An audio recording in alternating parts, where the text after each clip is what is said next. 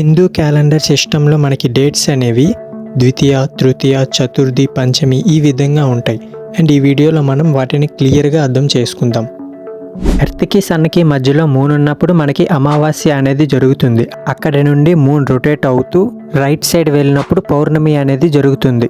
మళ్ళీ ఎర్త్ చుట్టూ తిరుగుతూ మళ్ళీ ఎక్కడైతే స్టార్ట్ అయిందో అక్కడికి వస్తుంది మళ్ళీ అమావాస్యకి. అమావాస్య నుండి పౌర్ణమికి వెళ్ళడానికి 14.75 డేస్, పౌర్ణమి నుండి అమావాస్యకి 14.75 డేస్. అయితే అమావాస్య నుండి పౌర్ణమికి వెళ్లే రోజులు అంటే మూన్ బ్రైట్నెస్ పెరుగుతూ వెళ్లే రోజుల్ని మనం శుక్లపక్షం అంటాం. అలాగే పౌర్ణమి నుండి అమావాస్యకి వచ్చే రోజులు అంటే మూన్ బ్రైట్నెస్ తగ్గుతూ వచ్చే టైంని కృష్ణపక్షం అంటాం. ఈ శుక్లపక్షం కృష్ణపక్షంలో వచ్చే ఆ 14 డేస్ కి 14 నేమ్స్ ఉంటాయి. అవేంటంటే ప్రతిపాద, ద్వితీయ, తృతీయ, చతుర్థి, పంచమి, షష్ఠి, సప్తమి, అష్టమి, నవమి, దశమి, ఏకాదశి, ద్వాదశి, త్రయోదశి, చతుర్దశి. కృష్ణపక్షంలో కూడా సేమ్ నేమ్స్ అనేవి ఉంటాయి. సేమ్ నేమ్స్ ఉన్నా కూడా పలికేటప్పుడు మాత్రం శుక్లపక్షం ప్రతిపాద, శుక్లపక్షం ద్వాదశి, శుక్లపక్షం తృతీయ అని పలుకుతారు. అలానే కృష్ణపక్షంలో వచ్చే ఆ 14 డేస్ని కృష్ణపక్షం తృతీయ, కృష్ణపక్షం పంచమి, కృష్ణపక్షం ఏకాదశి అని పలుకుతారు. ఈ టాపిక్ మీద మన ఛానల్లో ఫుల్ వీడియో అనేది ఆల్రెడీ చేసాం. ఇంట్రెస్ట్ ఉన్న వాళ్ళు ఒకసారి విజిట్ చేయండి.